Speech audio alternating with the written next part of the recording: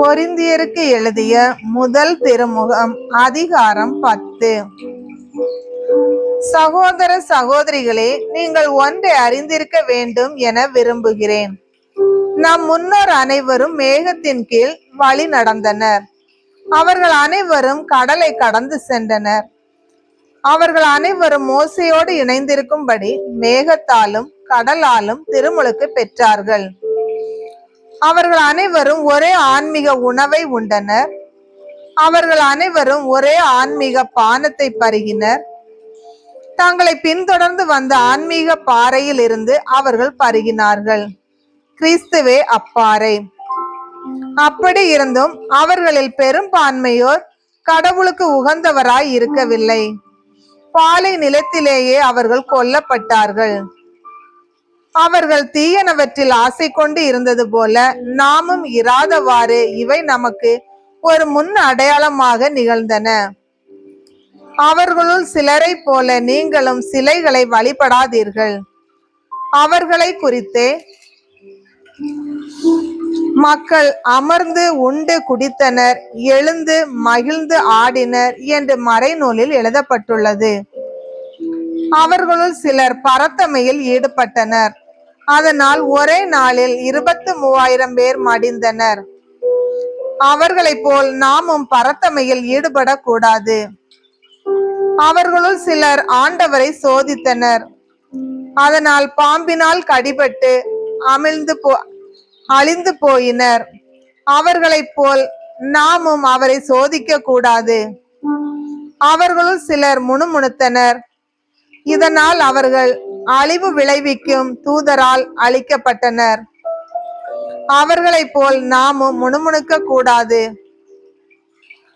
அவர்களுக்கு நிகழ்ந்த இவை அனைத்தும் மற்றவர்களுக்கு எச்சரிக்கையாக அமைகின்றன. இறுதி காலத்தில் வாழும் நமக்கு இவை அறிவுரையாக எழுதப்பட்டுள்ளன. எனவேதாம் நிலையாக நிற்பதற்காக நினைத்து கொண்டிருப்பவர் விழுந்து விடாதபடி பார்த்து கொள்ளட்டும். உங்களுக்கு ஏற்படுகின்ற சோதனை பொதுவாக மனிதருக்கு ஏற்படும் சோதனையே அன்றி வேறு அல்ல.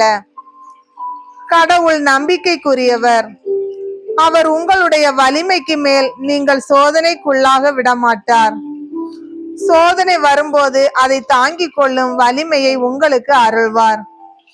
அதிலிருந்து விடுபட வழி செய்வார். எனவே என் அன்புக்குரியவர்களே, சிலை வழிபாட்டை விட்டு விலகுங்கள். உங்களை அறிவாளிகள் என மதித்து பேசுகிறேன். நான் சொல்வதை குறித்து நீங்களே தீர்மானித்துக் கொள்ளுங்கள்.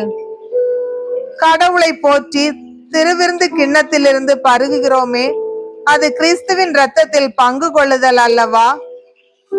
அப்பத்தை பிட்டு உண்ணுகிறோமே, அது கிறிஸ்துவின் உடலில் பங்கு கொள்ளுதல் அல்லவா?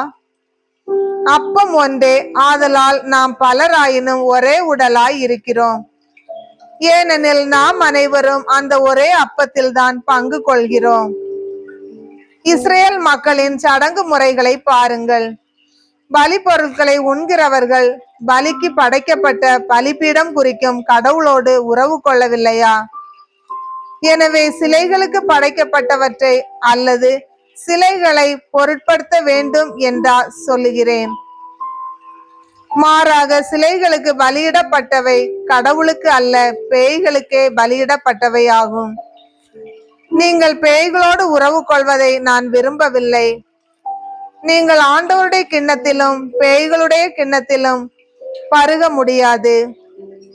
நீங்கள் ஆண்டவரின் பந்தியிலும் பேய்களின் பந்தியிலும் பங்கு கொள்ள முடியாது. நாம் ஆண்டவருக்கு எரிச்சல் ஊட்டலாமா? நாம் அவரை விட வலிமை மிக்கவர்களா? எல்லாவற்றையும் செய்ய உரிமையுண்டு.